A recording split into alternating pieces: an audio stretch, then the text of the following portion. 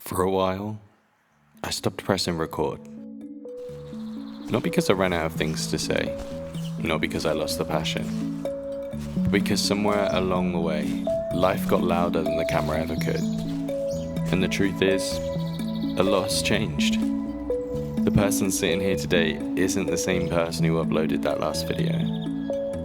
Time has a funny way of doing that. Months turned into years. Plans change, people change. And before you know it, the things that once felt important start to feel distant. For a long time I felt like I was constantly moving, but never really going anywhere. Wake up, work, create, repeat, always focused on the next thing, the next project, the next deadline, the next milestone. Always chasing something just over the horizon, and from the outside, things were good. Really good.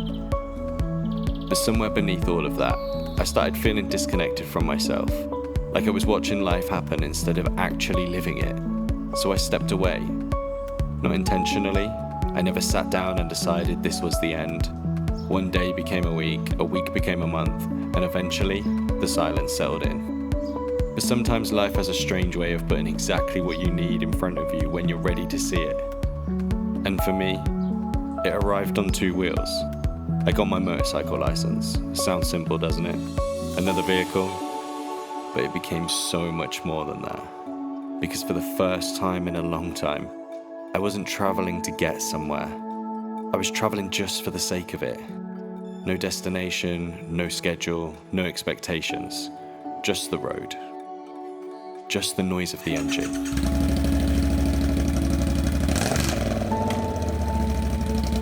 And somewhere along those miles, I found something I'd been missing.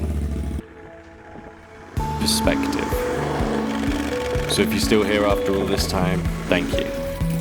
This channel isn't starting over, it was simply heading in a new direction, and honestly, I have no idea where the road leads next, but that's exactly why I'm excited to follow it. So for the first time I thought I would walk through everything I've done to the bobber. Now, when I first got it, it was completely black. It was pretty hideous, to be honest with you. It had the rear tail tidy on it. It had the drop bars. The drop bars were cool. I did like those. It was a selling point, and it had the brown statement seat on it. But it was so uncomfortable, like really, really uncomfortable. So basically, first thing I did was change the bars back to potentially the original bars, but they're not. They're the LSL bars. And the reason that I went for the LSL bars over the original bars was because I wanted to put the bar end indicators in. The original Triumph bars have the balancers on the end, so you can't really feed the indicators through, which is a bit of a pain, but we got around it anyway. I took the entire mudguard off the rear, which did transform the bike. I had a lot of trouble with the lights, but I found some really small 3-in-1 lights for the rear, so they're my brake lights and my indicators, and they work perfectly. Then I wanted a bit more sound for it, so originally I started off with just the Hitchcock short drag pipes. They were amazing, they sounded great, but then I heard the lovely K&N Thornton 100 bobber, and from that point onwards I was obsessed with the fact that I needed to decat the bike, and there was no going back.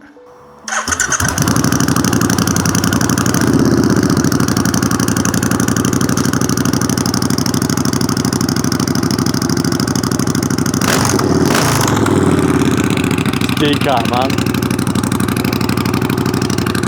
It sounds amazing. It is absolutely brilliant. It's one of the best things I've done to the bike, to be quite honest with you. And finally, as you can see, it is no longer black. My really good friends at Colourcraft painted the bike for me. And as you can imagine, I was to-ing and fro-ing, different designs, trying to figure out what to go for. And eventually we came up with this. And I remember when I said that I wanted the 3 stripes on the AirPods, Tim said, "Oh, I don't know about that, mate." And then when we done it, it looked amazing. So yeah, I'm super happy with how it came out. The bike's great. It gets a lot of looks, and a lot of people sort of smile at it and ask questions about it. So it's really, really cool. I would love to tell you what color the paints are, but I can never remember. All I know is they are the Ferrari 812 paint. So yeah, I'll probably put them in the description because I can never pronounce it, to be honest with you, and I'm gonna look like an idiot. Now, this helmet is insane. This is the John Doe, the 1 helmet, I believe they call it. Now, it comes with a visor.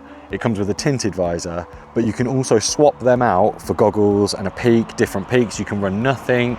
It's just great. Like, I mean, it's a little bit windy obviously with the goggles, but isn't every helmet with the goggles.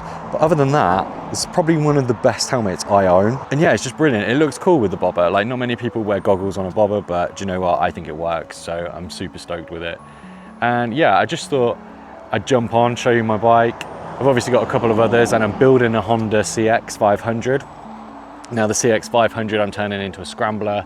I filmed little bits with it, but I probably should have done a build series with it, but I have no idea what I'm doing. So to be honest with you, it's probably more dangerous not knowing what I'm doing and trying to film it than just filming it once it's done.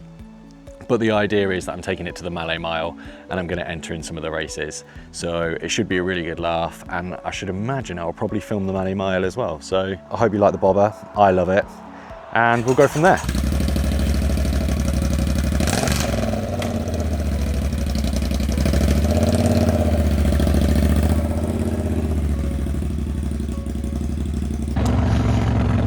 So after I recorded that first bit, I realised there are a few bits that were missed out and a few more bits that have been added to the bike. So I thought I'd go for a little ride, let you hear the exhaust, and just talk about some of the other stuff that I've done. So when I removed the rear mudguard, I realised, well, I didn't realise, but my dad very kindly reminded me that having a mudguard or having no chain guard is illegal. And actually I'm going to go left here.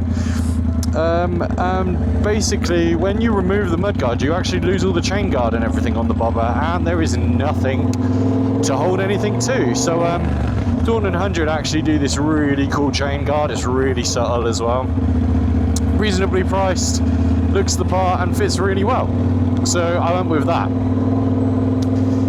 Obviously once Colourcraft had painted the bike, I was a bit like, oh, it's fresh paint, it's absolutely mint, what do I do? So I took it to work, and Motec Detailing coated the bike in G-Technique. So we put Crystal Serum Ultra on it, which is a 9-year protection. So it just stops all the dirt, keeps it nice and keeps it protected. So basically when you wash it, all the crap just falls off, which is really good.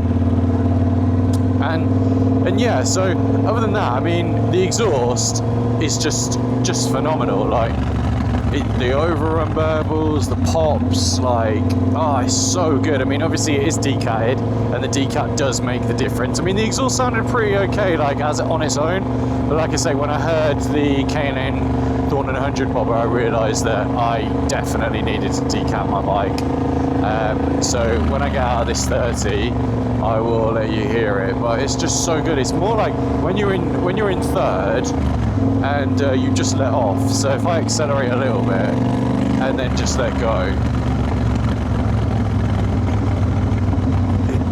it's just so good. It's so aggressive. Like, my neighbours hate it. They absolutely hate it. But the way I see it is you only live once, right?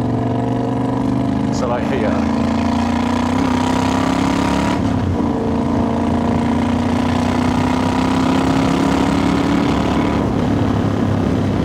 so good. If any of you seen my pictures of the sunflower, well, the sunflowers, definitely not sunflowers, but it was in that lay-by to the right there.